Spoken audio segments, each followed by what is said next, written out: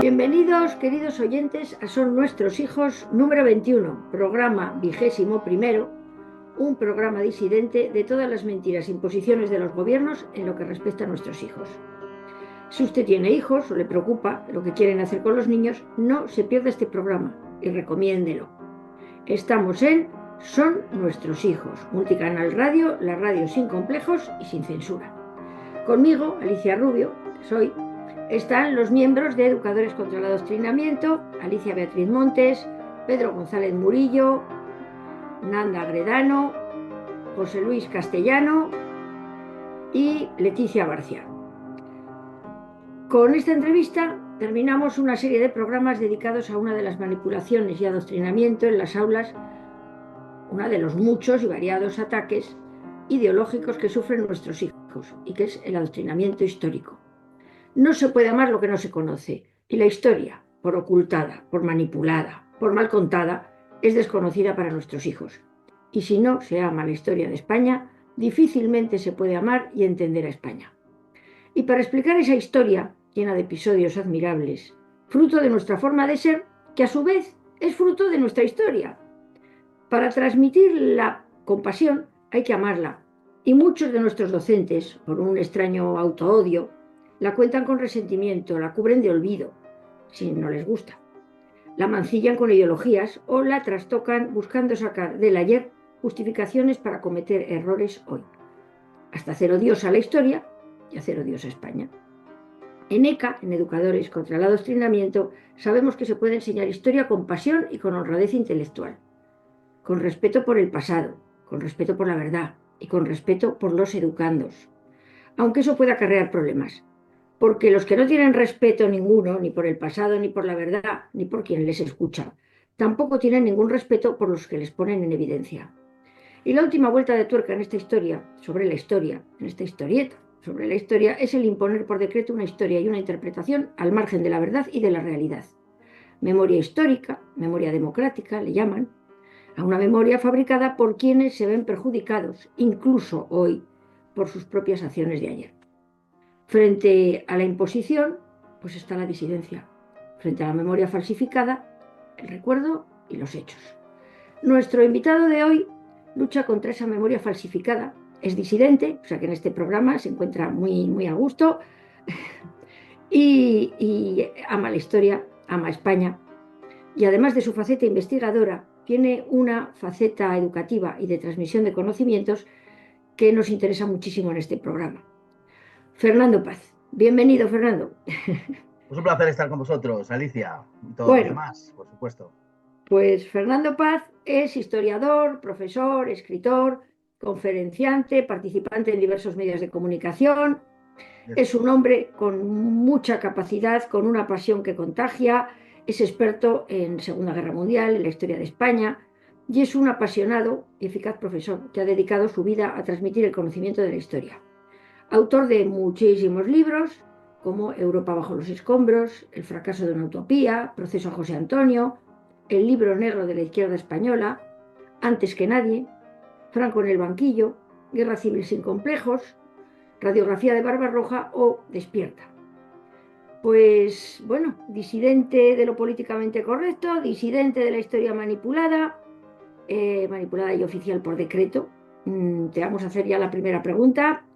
Bueno, dicen que no se puede amar aquello que no se conoce, y lo hemos dicho en la introducción, y la historia de España, que es admirable, sin embargo, es mayoritariamente desconocida por muchos españoles e hispanos, incluso es manipulada y ocultada. ¿Por qué sucede esto? Bueno, Alicia, pues porque han entendido perfectamente los que la niegan y los que la deforman han entendido perfectamente lo que es España. Claro, España no es cualquier comunidad política que se organice sobre el solar de la península ibérica. España no era Tartesos, España no eran los iberos y los celtas, España no era Al-Ándalus. España es un proyecto en la historia con unos valores y con unos, digamos, con unas, moviéndose en una dirección determinada, vaya, con unos valores determinados y dentro de unos límites determinados. Eso es España, una empresa en la historia, para entendernos. Y claro, cualquier cosa, cualquier comunidad política que haya, como digo, en la península ibérica no es España. Ellos han entendido perfectamente lo que es España. Por eso silencian y deforman la historia de España. Porque en el fondo, claro, quienes están hoy administrando todo el edificio, todo el aparataje cultural de nuestra sociedad, son dos sectores ideológicos que rechazan la propia existencia de España, como son los separatistas y como son los progresistas, que creen en términos generales, sobre todo los progresistas, creen que la historia de España es un error. Es un error porque se asienta sobre determinados valores y, por tanto, como España es algo reconocible y precisamente por esa identificación a lo largo del tiempo con esos valores, porque la comunidad política española ha cuajado en la historia sobre esos valores, pues la rechazan. Entonces, lo que hay obviamente es un rechazo a la propia identidad de España. Es que hay que perder el miedo a decirlo, de verdad. Son la anti-España. No porque nosotros, por los que nos podamos sentir patriotas, los rechacemos a ellos, sino porque ellos rechazan la historia de España. Repito, no es una exclusión desde este lado, al contrario, es una autoexclusión, una exclusión que empiezan por manifestar ellos. Entonces, no hay, por tanto, un rechazo, digamos, de los que nos podamos identificar con la historia de España, con España como nación, nos podamos sentir patriotas. Es, por el contrario, como digo, un rechazo de ellos. Ellos se sitúan en la anti-España, en la negación de lo que es España. Y lo que quieren es, mediante un procedimiento que representa realmente una impostura, lo que quieren es construir sobre el viejo solar ibérico, por encima del que un día se edificó España, construir otra cosa. Aunque nominalmente no lo modifiquen, aunque no cambien el nombre de eso que están construyendo. Pero eso ya no es España, porque detestan lo que verdaderamente es España. Los progresistas y los secesionistas, que son los que mandan en España desde hace tiempo. Buenas tardes, Fernando. Has lanzado un curso en línea en el aula Mucha Vida sobre la historia de España, con una mirada nueva. ¿Por qué consideras necesario este curso y si es una forma de luchar contra el desconocimiento de la historia? Es una forma de luchar efectivamente contra el desconocimiento de la historia, pero no es un curso planteado para dar respuestas a determinados desafíos que se efectúan desde ciertas posiciones ideológicas. No, es una explicación con sentido propio de la historia de España. Y la historia de España es una historia verdaderamente pasmosa y, como decía el historiador recientemente fallecido Luis Suárez Fernández, es una de las 4 o 5 historias que han construido la humanidad, no Occidente ni Europa, sino la humanidad. Y ciertamente es así. Entonces es una historia que merece ser conocida y de la que pues creo que todos nos deberíamos sentir absolutamente, en fin, orgullosos y honrados. A mí me cuesta mucho sentirme orgulloso de nada de lo que hago, primero porque sería como una especie de, digamos, de soberbia por mi parte y segundo porque no creo haber realizado nada de lo que sentirme, digamos, orgulloso, pero sí mis antepasados y sí creo que soy receptor de una herencia de la que me siento orgulloso de mi herencia, no de mí, sino de mi herencia. Me siento orgulloso de mis padres, me siento orgulloso de mis abuelos, bisabuelos, tatarabuelos y, en fin, de todos los que nos antecedieron y han creado este país. Y eso es lo que el curso, digamos, entre otras cosas, aporta. Es decir, una visión global de España, una afirmación de que España existe desde hace 1500 años, de que no es una novedad que se ha inventado ahora, que ha inventado la Constitución de Cádiz en 1812, de que existe una nación histórica española y de que, por tanto, tenemos verdaderamente que volvernos hacia nuestro pasado y sentirnos orgullosos de nuestra estirpe, porque mira, muchas veces se dice que el ser humano, ¿no? Se dice como en una especie de graciosa concesión, se dice el ser humano es también historia. No, el ser humano es solo historia, porque el futuro no existe, el futuro no ha sido, el futuro no lo somos, lo seremos, pero lo seremos cuando el futuro se convierta en pasado. Y el presente es un fragmento tan inaprehensible de la realidad que realmente pues, no, vivimos en el presente por expresarlo de alguna manera, pero todo es pasado. Y somos pasado en sentido personal y en sentido colectivo, en sentido comunitario.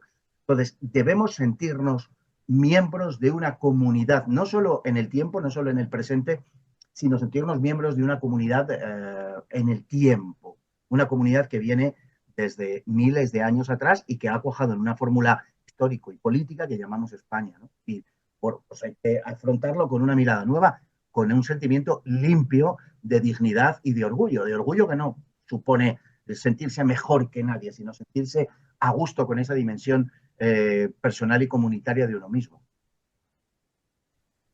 Se te oye regular, Nanda. A ver ahora. Ahora mejor. Eh, Ahora sí.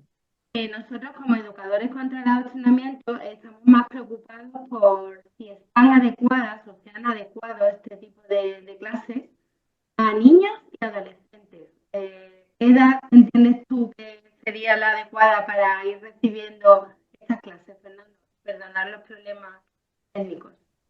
Pues mira, te digo, son 38 vídeos y por tanto, bueno, pues recorremos la historia de España desde las consideraciones de tipo material en su origen, ¿no? Es decir, cuál es la geografía de España. Es muy importante y muchas veces no nos detenemos en la geografía de España, los componentes materiales, para poder comprender verdaderamente cuál es el desarrollo de nuestra historia. Por ejemplo, España es un país enormemente marítimo y, y muchos de los más importantes episodios de la historia de España se explican a partir del mar, ¿no? Es un país fundamentalmente mediterráneo, que tiene una vocación atlántica, pero una cuna mediterránea, ¿no? Bueno, todo eso hay que explicarlo, explicar que somos prácticamente una isla unida a Europa por un trocito, un trozo de tierra no desdeñable, pero muy inferior a la superficie que ocupan las costas, que son los Pirineos, que siempre estamos sin saber si nos unen o nos separan, ¿no? de Europa. Bueno, pues empieza con eso y termina con la llegada del Partido Socialista Obrero Español al gobierno en el año 82 y la entrada en la Comunidad Europea y en la OTAN. O sea, llega hasta ayer por la mañana, como quien dice. Y son 38 vídeos que yo creo honradamente que pueden comprender sin ningún problema. Hombre, niños no, pero a partir de 15 años yo creo que sí, que es perfectamente comprensible. Como es lógico, también rebasa con mucho el programa de bachillerato. O sea, es realmente mucho más amplio que el programa de bachillerato, pero bueno, también sirve para la gente que de verdad tenga interés para contextualizarlo. Y luego, lógicamente, como no son propiamente clases online, sino que es un curso, pues uno lo puede grabar cuando quiera, puede retomarlo cuando le dé la gana. En fin, son vídeos que están entre los 20 y los 35 minutos y, bueno, apoyados pues con explicaciones, con imágenes. También se puede hacer consulta al profe, que soy yo en este caso. Hay líneas cronológicas para tener una idea de la contextualización de los acontecimientos que se relatan. En fin, creo que es bastante completo. Y a partir de los 15 años, sin duda ninguna, vamos, se entiende perfectamente. Buenas noches, Fernando. Muy buenas. Una preguntita con dos apartados. El primero, en este contexto en que estamos, que es el de la Ley de Memoria Histórica, el de la Ley de Memoria Democrática del 2022. Primero, ¿qué errores ves tú en la enseñanza de la historia en este contexto en que estamos? Y segunda parte de la pregunta, que es la que más miedo me da, porque yo soy profesor de secundaria, entonces a ver qué nos cuentas. Los profesores, los funcionarios, bueno, y los no funcionarios, ¿están a la altura? ¿Son profesionales? ¿Crees que en este contexto están preparados para impartir como Dios manda profesionalmente esta materia de historia de España, por ejemplo? Bueno, yo creo que sí, que cualificados están de sobra. Lo que pasa es que el problema, en mi opinión, los problemas de la educación en general son problemas que, bueno, pueden tener unos ciertos ajustes técnicos, pero creo que en su inmensa mayor parte proceden de fuera de la propia educación. Yo lo que he conocido digamos, en términos de la escuela pública, de la privada y de la universidad, ha sido un profesorado razonablemente y en ocasiones más que razonablemente preparado. Pero el problema viene por la parte del profesorado en que hay unas directrices de orden ideológico, puramente ideológico, por parte de los responsables de los ministerios y de las comunidades autónomas. Entonces, claro, eso lógicamente constriñe mucho la posibilidad del profesor.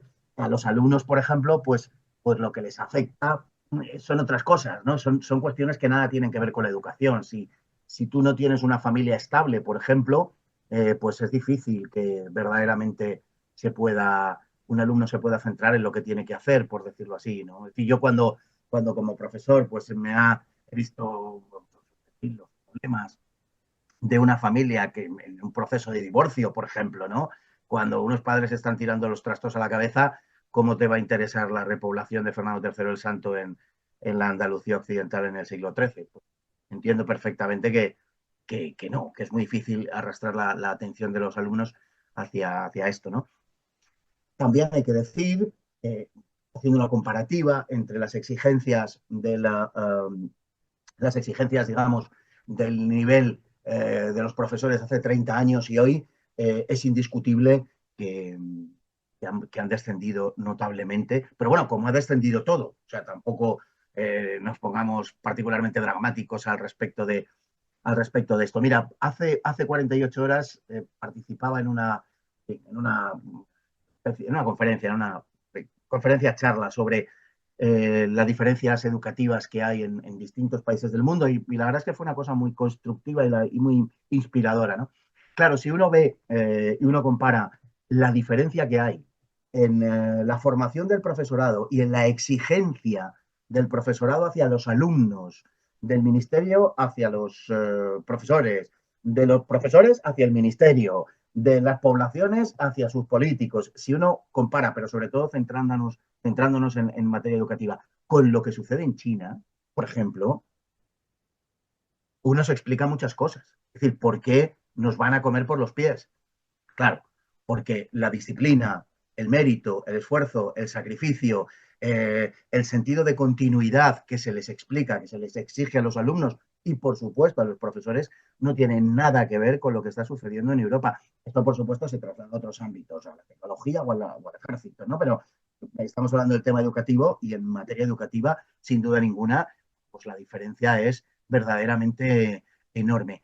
Los elementos materiales no son los elementos que determinan diferencias en la educación. Yo quiero recordar, el dato es de hace unos años ya, pero creo recordar que la penúltima región de Europa en materia educativa, en cuanto a éxitos, fracasos, etcétera, era Extremadura, de la Unión Europea. Creo recordar que era la comunidad en la cual la ratio alumno-ordenador era más alta de Europa, o estaba entre las 5 más altas de Europa. Sin embargo, era la penúltima en resultados, ¿no? Yo creo que no tiene que ver con eso. Yo creo que los problemas de la educación, lógicamente, tienen una parte, sin duda ninguna, de carácter técnico, que se puede corregir mediante decisiones curriculares y mediante decisiones políticas, por decirlo así. Pero yo creo que los problemas son otros. Yo lo que he conocido y los profesorado que yo trato, no diría que es malo en absoluto. Y en todo esto, el papel de la ley de memoria histórica, ahora democrática. Claro, es una ley que constriñe la enseñanza de la historia, lógicamente. Es decir, es que pone a los profesionales en el disparadero y es que hemos llegado, bueno, cuando empezaba el programa, Alicia decía que este es un programa sin censura. Hace 15, 20 años decir esto nos hubiera movido a la risa. Hubiéramos dicho, claro, pues claro que es un programa sin censura. Es que no existe la censura, ¿no?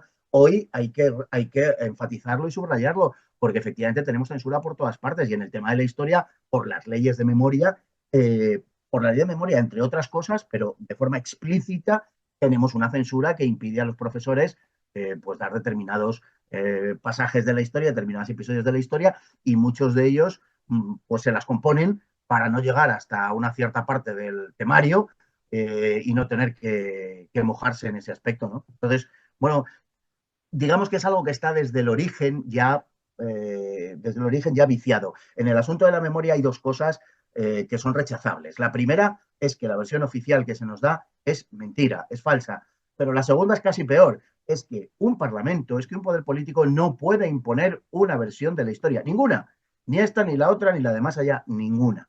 Y claro, de estos dos problemas, pues no sé cuál es sinceramente el más grave, o la falsedad de los contenidos en sí, o la actitud del poder político hacia la sociedad, que es la de una cooptación ideológica y la de un constreñimiento obligatorio para los que imparten la asignatura. Entonces, bueno, estamos llegando a una situación que yo sé que el asunto es muy manido, pero es verdad, a una situación muy orwelliana, en la cual la libertad de facto está pues enormemente limitada.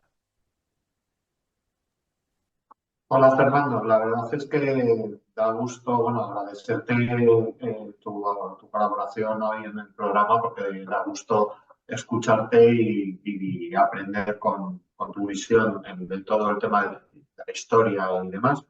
Pero como hemos dicho desde el principio, aquí estamos, somos la Asociación Educadores contra el Adoctrinamiento y lamentablemente nos encontramos todas las semanas con familias angustiadas por situaciones de lo que están viviendo sus hijos en los centros educativos, ¿no?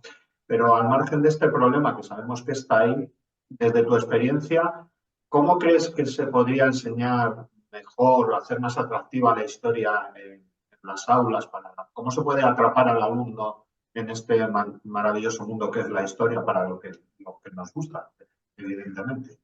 Pues yo creo que como todo, como absolutamente todo, con pasión. Es decir, si las cosas sin pasión, sean las que sean, el amor o el odio, el conocimiento, la enseñanza, la fe, la historia, lo que sea, todo tiene que ir, digamos, empapado verdaderamente de pasión. Si la persona que trata de proyectar esos conocimientos o esa fe o esos sentimientos o lo que sea, no manifiesta una cierta pasión, una cierta vehemencia, eso que antes se llamaba un poco vocación, es decir, el sacrificio por parte del docente, el que cada clase sea, si se me permite la expresión, casi pues como una actuación, que sea como cuando un cantante pues se lo deja todo y acaba sudando, ¿no? En el escenario. Bueno, pues tiene que ser, por decirlo así, algo parecido, sin llegar tampoco necesariamente a eso, pero sí transmitir la pasión de verdad a los alumnos. Yo, desde luego, es la experiencia que tengo. O sea, cada clase hay que darla un poco como si fuera la última, por decirlo así.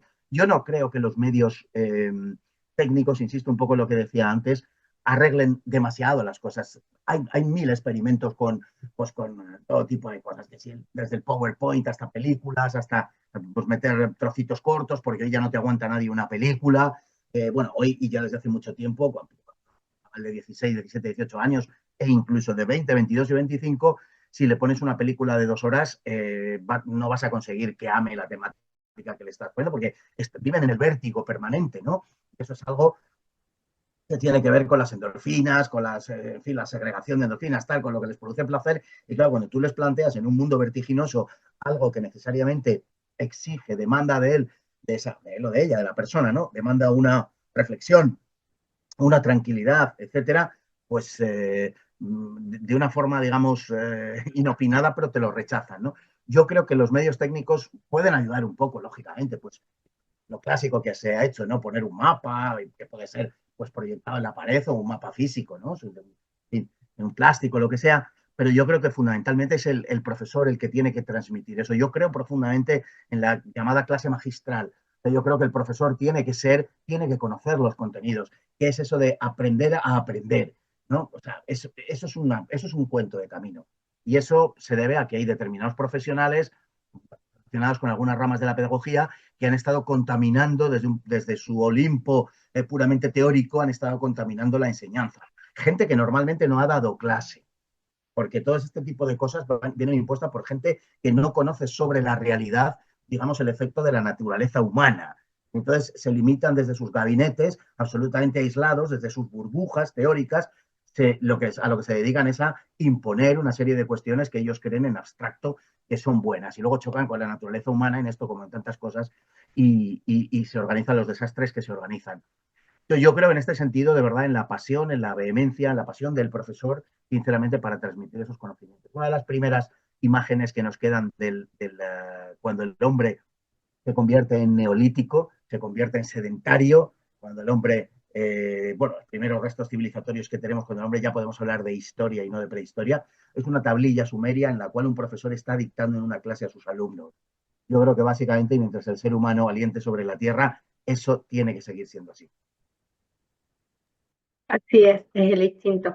Y Fernando, ya lo ha comentado antes Alicia en la presentación, pero España es un país suicida. Entre el daño que nos hacemos nosotros con la leyenda negra que nos creemos, la leyenda que importamos, nuestra historia gloriosa, al final la estamos matando. Entonces te queríamos preguntar por eso, por esa leyenda negra, ¿cómo ha calado en España? Tanto ya te digo, desde dentro como desde fuera. Bueno, eso, pues sí, lo que demuestra verdaderamente es que desde hace, yo diría que eso entra en España a lo largo del siglo XVIII con el cambio de dinastía, en donde los españoles empiezan a asumir algunas de las peores cosas que se dicen sobre ellos. Y como digo, es pues para culpabilizar a los Habsburgo, a los Austrias, de cómo había venido España a menos desde los primeros reinados, fundamentalmente Carlos I y Felipe II, después de los Reyes Católicos, y habían terminado los Austrias menores pues en la segunda mitad del siglo XVII, básicamente, a partir de 1640, había terminado España, pues, en fin, en una situación que le había abocado a que el último de los reyes, de Carlos II, pues no tiene descendencia y en fin, aboca al imperio al imperio, a la monarquía hispánica, a un desastre, ¿no? Pero sobre todo el efecto de esa, digamos, asunción de la leyenda negra es particularmente grave en el siglo XX, ¿no? Y claro, ¿qué es la leyenda negra? Pues la leyenda negra es propaganda de guerra. No nos olvidemos de esto, es propaganda de guerra que nace en Italia. Italia a finales del siglo XV está dividida en dos grandes bloques, podemos decir, tanto España como Francia aspiran al dominio de Italia y los franceses se ocupan de agitar a los italianos que están bajo su poder en contra de España, ¿no? Como España acabará imponiéndose en Italia, grosso modo, acabará imponiéndose en Italia, pues aquella propaganda empieza a cuajar y entonces los españoles son borrachos, pendencieros, violadores, mujeriegos, no respetan la propiedad ni en fin, la mujer ajena y todas estas cosas, ¿no? Y empieza esa imagen a proyectarse que luego en una segunda etapa pasará por la propaganda protestante, la propaganda luterana, que hace de los españoles, no por casualidad, pues lo mismo, unos borrachos pendencieros también, broncas, peleones, además bajitos, morenos, medio judíos, pues ya tenemos la imagen casi completa, ¿no? Del rechazo por parte del luteranismo, ¿no? Contra los españoles, a partir de la Reforma de 1517. Recordemos además que era bastante frecuente acusar a los españoles en Europa en aquel momento de ser judíos, de ser semitas. Erasmo de Rotterdam rechaza venir a España porque dice que es un país de judíos y existía la conciencia o la creencia de que los españoles pues éramos todos medio judíos, por lo visto. Como además Lutero era muy antisemita, muy antijudío, pues eso de acusar a los españoles de judíos evidentemente tenía una intencionalidad muy clara. Y luego hay otra leyenda negra antiespañola que nace de forma paradójica en Holanda por parte, en gran medida, de las comunidades judías que habían sido expulsadas de España a partir del decreto de 31 de marzo de 1492. Y, o sea, que por un lado nos llaman judíos y por otro lado nos acusan de expulsar a los judíos. En fin, bueno, pues los holandeses nos acusan de esto y elaboran otra parte de la leyenda negra. Los ingleses, que todavía no son los ingleses del siglo XVI, se hacen eco de todo este tipo digamos, de acusaciones y lo peor de todo es que los propios españoles en América, a partir de las denuncias de Montesinos y de Bartolomé de las Casas del comportamiento de los encomenderos en la isla de la española, pues a partir de ahí acusan a España, en fin, pues de maltratar a los indios, de reducirlos a la esclavitud, de matarlos, de explotarlos de forma cruel e inhumana, cuando todo eso se dio puntualmente, porque es inevitable y forma parte de la naturaleza humana, pero no era desde luego la política española, ni fue la política española en absoluto en América, todo lo contrario. Bueno, pues eso es lo peor, esa interiorización por parte de los españoles de la leyenda negra y el que una de las patas principales de la leyenda negra, que es la de España en América, haya sido asumida por nosotros con absoluta normalidad. Claro, luego todo eso que cuaja en Europa por mor del rechazo a España, dado que España era la campeona del catolicismo, esa es la razón fundamental por la que se genera toda la leyenda negra, no lo olvidemos, pues todo eso en manos de españoles que, digamos, asumen que efectivamente esa propaganda tiene mucho de verdad, puesto que al final ellos mismos son también anticatólicos, pues lo que hacen es, por decirlo de alguna manera, lamentar que la historia de España haya ido por esos derroteros, es decir, que España, en definitiva, sea España.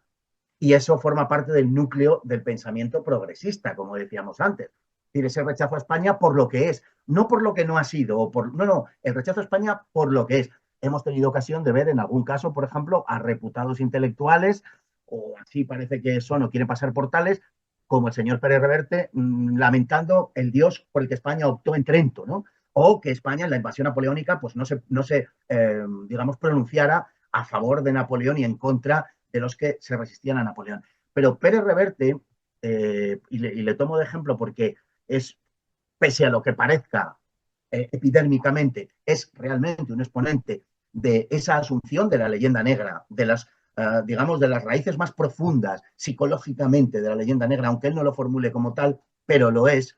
Pero Reverte lo que asume, por ejemplo, cuando dice que España debería haber aceptado la ilustración, Napoleón, la invasión napoleónica, porque nos había traído las luces, etcétera, etcétera, además de desconocer la historia de los reinados de Carlos III y Carlos IV, además de eso, es que lo que pone de manifiesto es que rechaza, por decir así, lo que es propiamente España, porque, claro, a Napoleón no se le rechaza por francés, o al menos no completamente por francés, sino se le rechaza porque el pueblo español, que es honda y profundamente católico, entiende que es un anticristo, y así le denomina. Entiende que viene a traer aquí ese sueño para ellos, pesadilla para otros, de la razón, es decir, del racionalismo extremo, y a acabar con la religión. Porque los franceses nos invaden en 1808, pero los franceses nos volverán a invadir, recordémoslo, en 1823, cuando entran los 100.000 hijos de San Luis, y contra los 10.000 hijos de San Luis el pueblo español no se subleva, y sí contra Napoleón. ¿Por qué? Porque los 100.000 hijos de San Luis a lo que venían era a expulsar los liberales y a restablecer la religión católica en España. Entonces, la diferencia de las dos rebeliones, del año 8 al año 23, la diferencia que hay entre una y otra, que son apenas pues, 15 años, por tanto estamos hablando de los mismos españoles, la diferencia es que a Napoleón se le rechaza porque viene a terminar con la identidad española, que es la identidad católica y, lógicamente, con la libertad de los españoles. Entonces, esa es la razón. Y entonces el señor Pérez Reverte, pues lógicamente, como él cree que el catolicismo es un horror y un error de la historia de España, pues rechaza todo eso y se apunta a ese hardcore, diríamos, progre, porque en el fondo es el pensamiento duro del fin, progresista en España. Bueno, pues para decirlo en dos patadas, eso sería un poco lo que el núcleo de la cuestión, ¿no?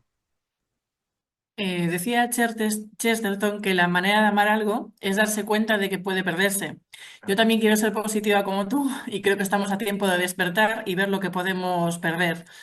Despierta, precisamente, es un libro que has escrito y nos gustaría saber de qué tenemos que despertar realmente y qué tenemos que transmitir a nuestros hijos de ese despertar. Bueno, Despierta estuvo escrita, o sea, la escribí en ándale, estoy yo bien, en 2021, cuando comenzó en 2020-21, cuando estábamos en plena pandemia, en definitiva. Fue un encargo de una editorial de la Esfera de los Libros y yo lo cogí con enorme placer porque se trataba de plantar cara a un globalismo que, bueno, apuntaba con claridad a una serie de objetivos entre los que básicamente pues, se trataba de borrar la libertad y la identidad de los pueblos y a lo que nosotros hacía a través de una serie de mecanismos que había que combatir porque eran esencialmente, bueno, eran liberticidas, como digo, iban contra la libertad y contra la identidad, y además eran fundamentalmente falsos. Entonces, en defensa de la verdad había que posicionarse en un momento en el que era particularmente duro, ¿no? Algunas de las cosas que digo en este libro son 4 cosas, bueno, son muchas cosas porque hablo de la historia del globalismo, termino diciendo cómo todo esto apunta y quiere desembocar en el transhumanismo, el peligro que eso tiene, pero el núcleo central es un poco lo que pasa en la pandemia y es un análisis de cuáles son los objetivos que se pretende con todo este tinglao que se montó en la pandemia. Y yo subrayo 4 fundamentales, que son el asunto de las vacunas, por supuesto, los confinamientos, las mascarillas y el origen del virus, ¿no? Bueno, hace unas pocas semanas el Congreso de los Estados Unidos precisamente se centró en estos 4 asuntos y me dio la razón, no porque fuera obviamente el propósito del Congreso de los Estados Unidos, pero sí, bueno, a mí no, me dio la razón a mí, entre otros muchísimos que estuvimos, muchos menos de los que deberíamos haber sido probablemente, pero en fin, fueron muchos los que estuvimos ahí batiéndonos el cobre, por decirlo de alguna manera, en aquellos días, ¿no? Algunas personas que además para mí son y serán siempre inolvidables porque tú tenías una sensación verdaderamente de aislamiento y de estar peleando contra gigantes bueno, que estabas convencido de que eran molinos de viento, pero que de verdad también eran gigantes, ¿no? Entonces, bueno, el libro va sobre eso, va a despertar acerca de que existe una serie de planes de los globalistas para terminar con nuestra libertad y con nuestra identidad, y que esos planes están publicados, que hace 30 o 40 años, es verdad, eran secretos, ¿no? Y cuando, por ejemplo, las reuniones de Bilderberg, ¿no? U otras tantas cosas, ¿no? Y tenían que camuflarlos, tenían que esconderlos. Y entonces había algunos autores que al final acababan pues recibiendo fama de conspiranoicos, ¿no? Por ejemplo, Cristina Jiménez, que ha sido la primera quizá en entrar, en meterle en España, en hincarle el diente a estas cosas, ¿no? Y que, bueno, pues señalaban lo que estaba pasando con el asunto de Bilderberg, ¿no? Y con otras reuniones de este tipo. Digo que hace 30 años lo ocultaban, pero que hoy ya lo reconocen de forma paladina, o sea, de forma absolutamente abierta y sin ningún tapujo. Es decir, sí, nos estamos reuniendo, por ejemplo, el foro de Davos, anualmente nos estamos reuniendo y vuestro futuro va a ser este y este, que lo sepáis. Vais a comer grillos, vais a comer insectos, os vamos a quitar el coche, no vais a poder salir de vuestra casa cuando a nosotros nos dé la gana. El coche va a ser eléctrico porque sí, porque lo digo yo, pero fundamentalmente porque lo voy a justificar en torno al cambio climático. El cambio climático es el núcleo, la columna vertebral, el tuétano de toda esta política woke. Y si se les cae eso, si se cae el cambio climático, se cae absolutamente todo, porque es la excusa para mantener desde las políticas natalistas, o sea, antinatalistas, hasta las políticas tributarias, pasando por las políticas de confinamiento o de limitación de la movilidad, absolutamente todo, las políticas de género, todo está justificado en el cambio climático.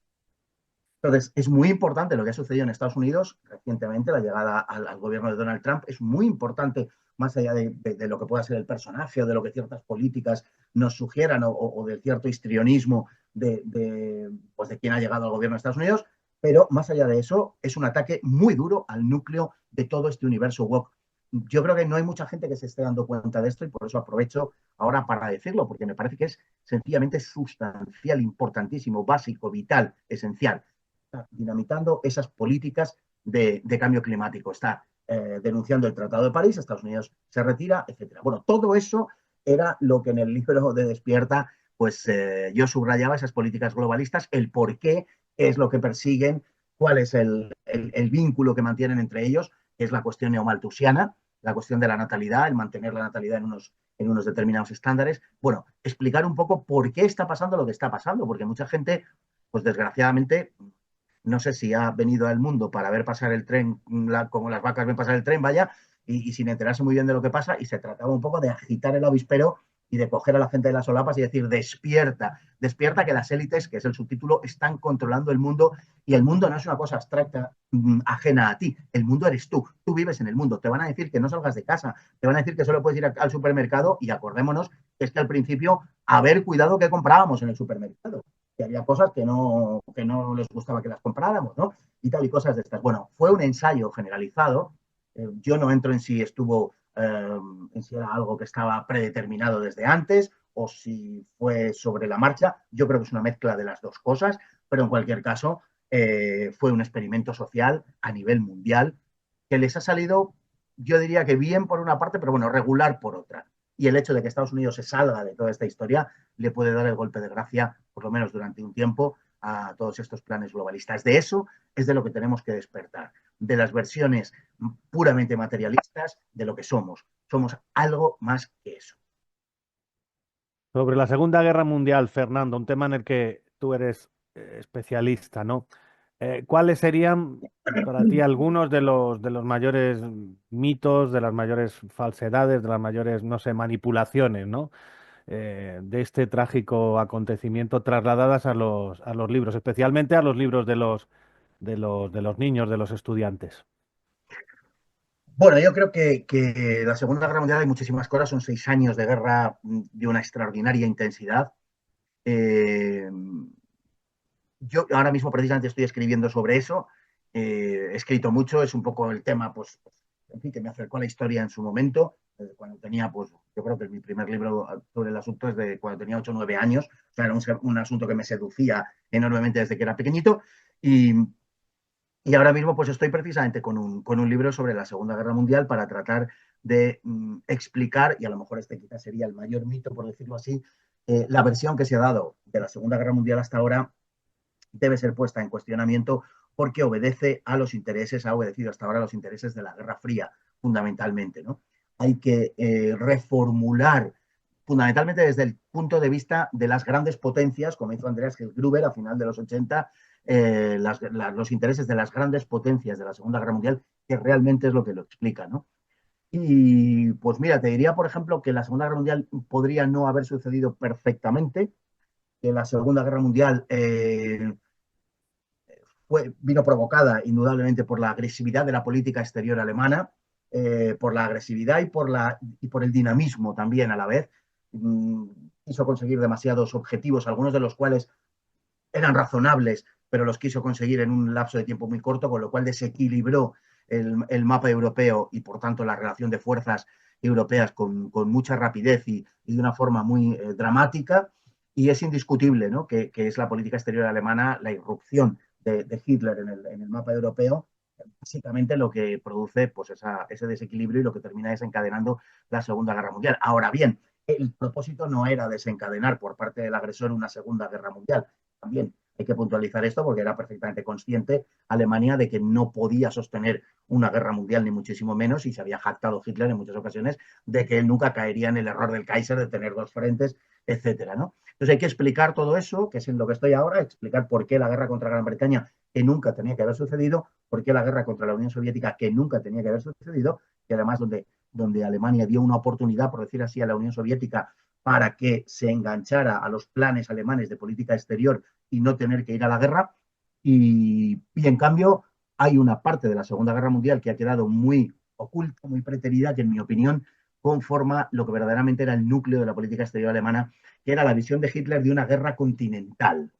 Alemania, donde quería ir, era a una guerra continental contra los Estados Unidos, contra América. Es una idea que cada vez, a tenor de los archivos de la Wilhelmstrasse, de los archivos de la política exterior alemana, cada vez se me aparece con mayor nitidez.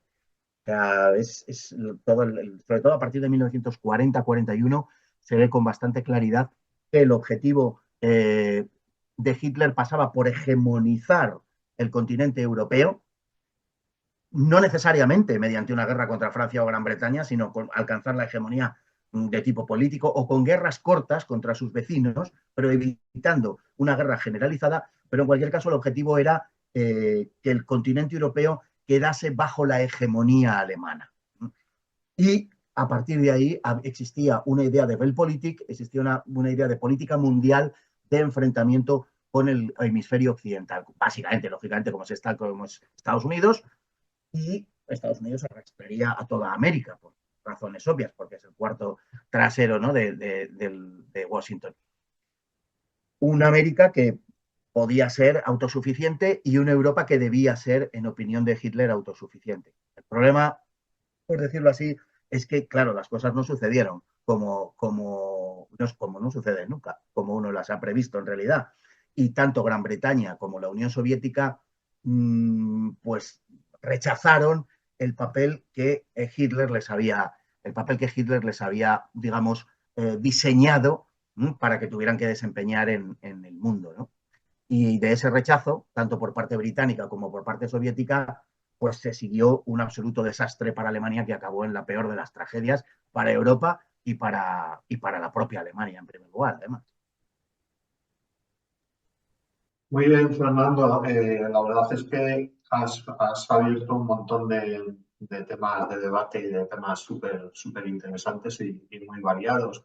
Pero por ir cerrando un poco el apartado de preguntas, y en relación a lo que has comentado antes de la influencia que puede suponer el nuevo gobierno de los Estados Unidos en la cultura y demás, tú precisamente has sido muchas veces linchado desde los lobbies LGTBI, desde el progresismo intelectual que sufrimos en este país, por decir cosas tan evidentes como que las familias homosexuales no son naturales. Es algo evidente. ¿Cómo ves que está avanzando todo este movimiento en torno a la libertad de expresión en relación a estos temas y qué futuro crees que vamos a tener a corto o medio plazo, sobre todo en este país? Porque realmente en este país parece que vamos a contrapelo del resto de la ola que se está moviendo internacionalmente. Entonces nos interesaría mucho tu opinión. Pues sí, bueno, estoy básicamente de acuerdo con lo que has dicho, sí, sí. Es decir, vamos a ver, yo cuando era pequeño, a mí me divertía mucho un cuento este que nos contaban del emperador que iba desnudo, ¿no?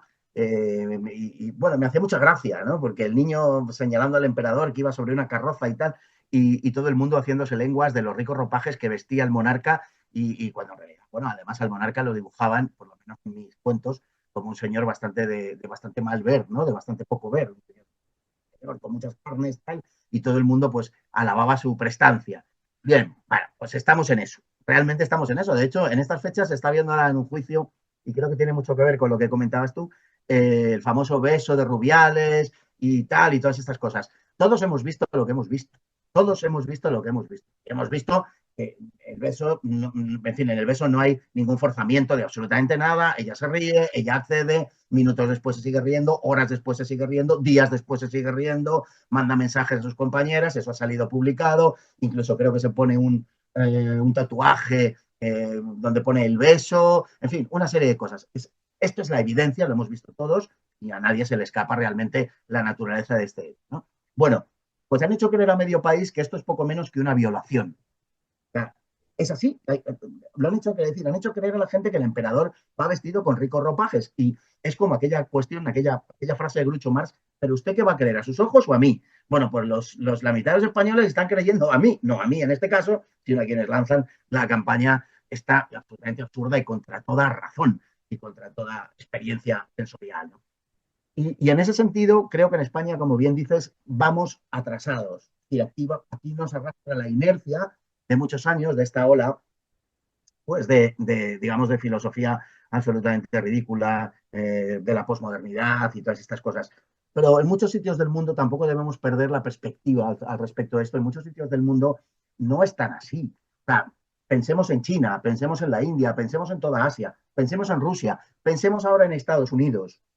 Pensemos en todo esto, ¿no? Realmente es un rincón del mundo relativamente pequeño, pensemos en África, ¿no? Relativamente pequeño, en donde se siguen creyendo estas tonterías, en donde seguimos en el reino de la locura, porque es realmente donde estamos, en el reino de la locura, en el reino de la emotividad, en el reino de la subjetividad, pero al final es esta pequeña península asiática que llamamos Europa e Hispanoamérica los que están sufriendo, es verdad que con contumacia, pero los que estamos sufriendo todo este tipo de doctrinas, en fin, absolutamente perversas, absurdas, estúpidas e irracionales y anticientíficas. Bueno, somos verdaderamente pocos en el conjunto del mundo, ¿no? Yo creo que la llegada a esos efectos, ¿no? La llegada de Donald Trump va a cambiarlo, además está mostrando una resolución inusitada, va a cambiarlo todo. Yo creo que va a cambiarlo todo, porque entre otras cosas, primero Estados Unidos tiene la capacidad de imposición cultural en el mundo que no tiene nadie, sencillamente. Toda esta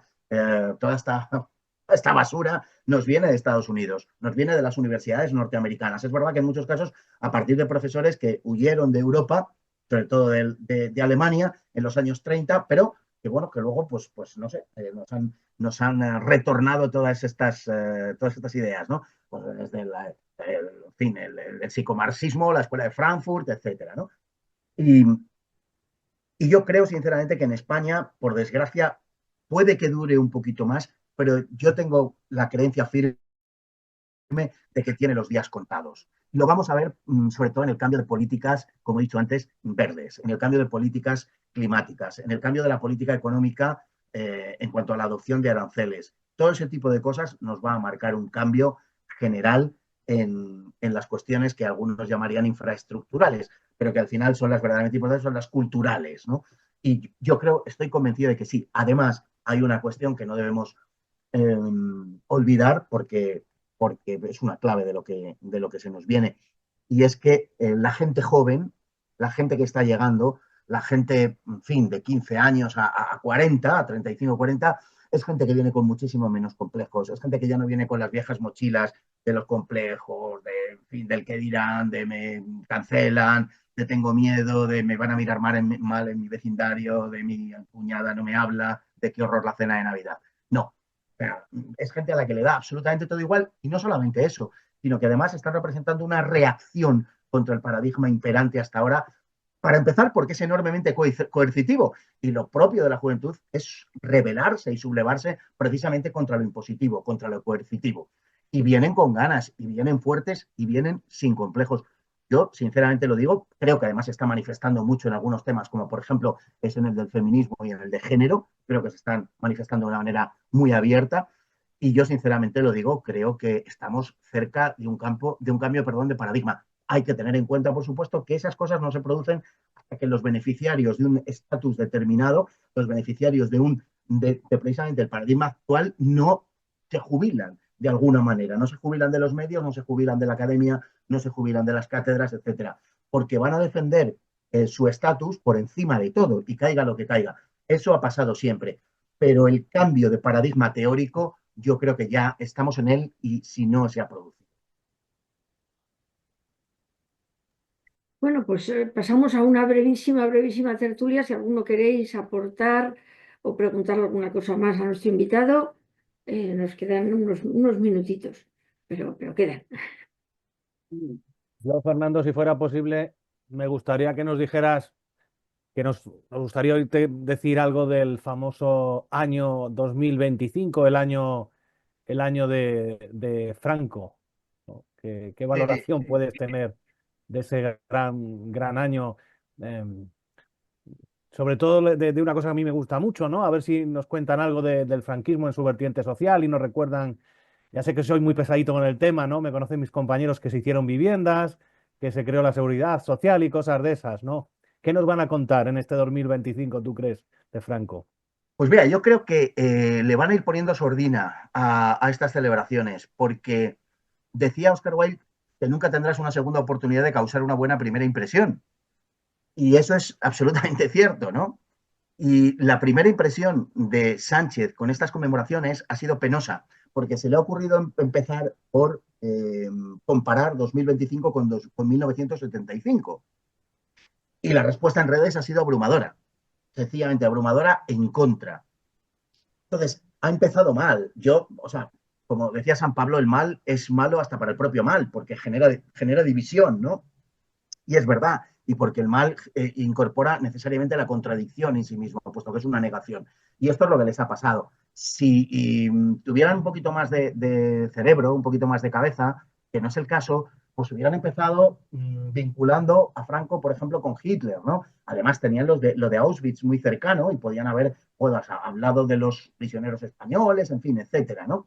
Para haber hecho esa vinculación, que es absolutamente falsa, que es absolutamente espuria, pero bueno, argumentalmente les podía haber servido. Pero ha tenido la mala idea, la malísima idea de empezar con la comparación con 1975. Y claro, le ha caído la del pulpo a Sánchez. Yo creo que se está arrepintiendo, de verdad, porque lo que hay en este momento es una contestación generalizada, por ejemplo, en redes sociales, en todo aquello que ellos no dominan, no controlan. La contestación es brutal, está siendo brutal, porque está viendo de chavales al aire libre, chavales que probablemente, pues claro que no tienen un criterio formado, pero al final son el criterio que tengan formado lo está en función de los que están mandando en este momento. Y bueno, el otro día, pues, había unas imágenes que corrían por ahí, unos chavales en una fiesta, era una especie de botellón gritando Franco, Franco, Franco. Bueno, en fin, es lo que ellos al final han conseguido mediante su política de mentira, mediante su política de represión y imposición.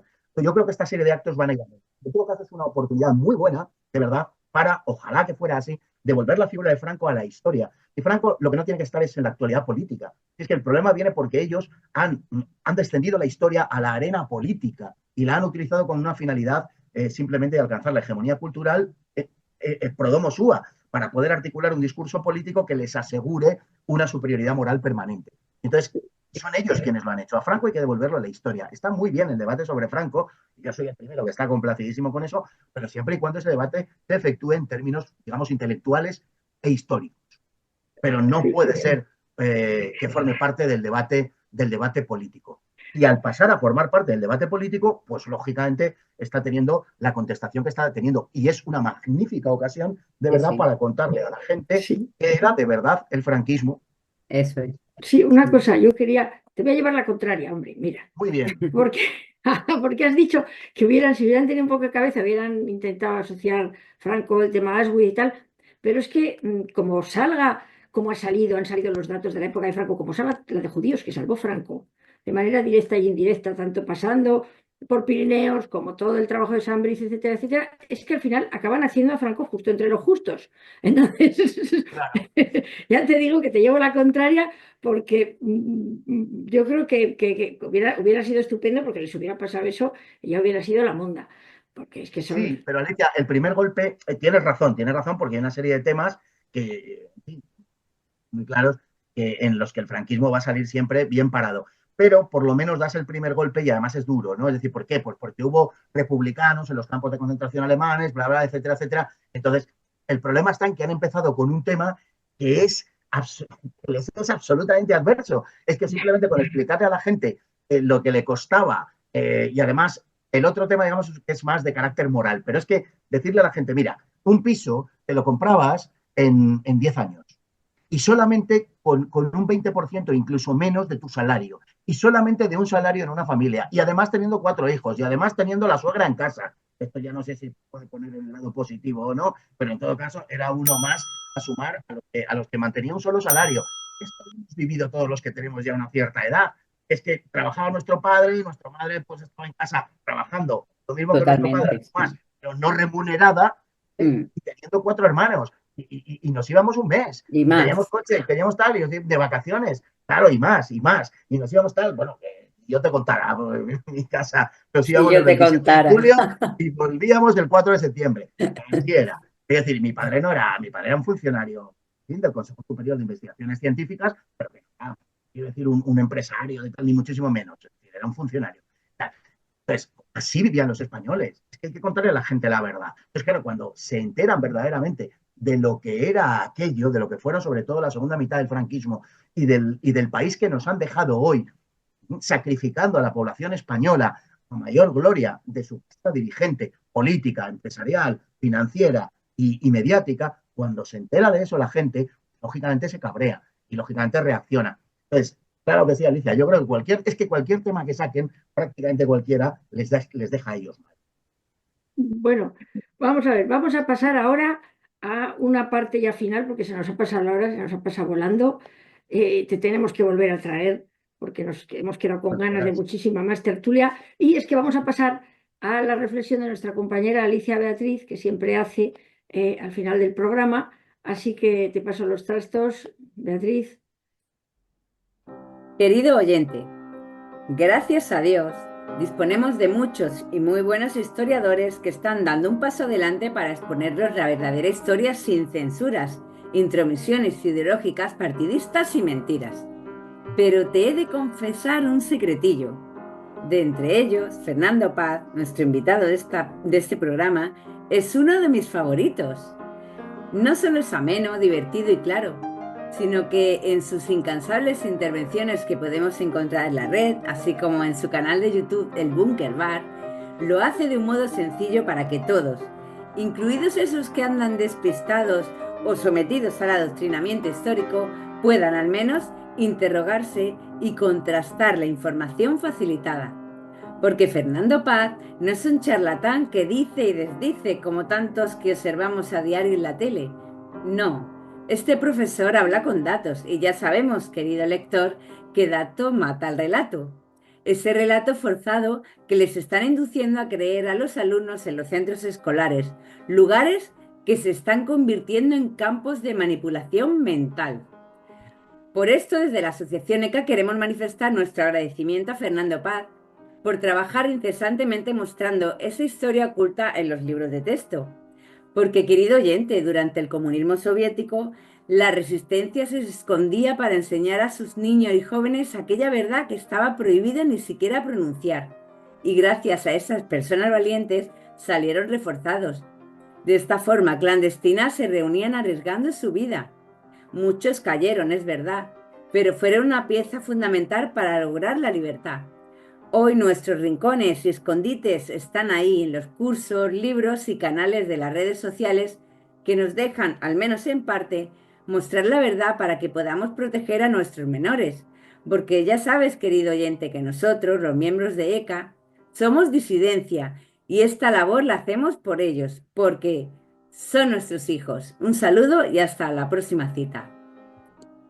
Bueno, pues muchísimas gracias, Beatriz. Y finalizamos este nuevo programa de Multicanal Radio. Son nuestros hijos, un programa disidente para padres concienciados que quieren saber más. Nos encuentran en la web www.eca-e.es, teléfono solo para WhatsApps el 611 09 8836. Pero si quieren aportar económicamente, tienen el Bizum 676-855027 o PayPal en la web, que lo pueden encontrar. Y nos pueden seguir en las redes sociales WhatsApp, Telegram, Instagram, Facebook. Muchísimas gracias a todos, muchísimas gracias a nuestro invitado, Fernando, muchísimas gracias. A vosotros, de verdad, un auténtico placer. Cuando queráis, estoy con vosotros otra vez. Gracias. Ya lo has dicho, ya te tomamos Gracias, la te palabra. tomamos la palabra, sí. Muchas gracias. Tomamos la palabra. Y desde luego, muchísimas gracias a nuestros oyentes y a los miembros de ECA que han estado aquí participando. Y terminamos con la frase: dejen en paz a nuestros hijos.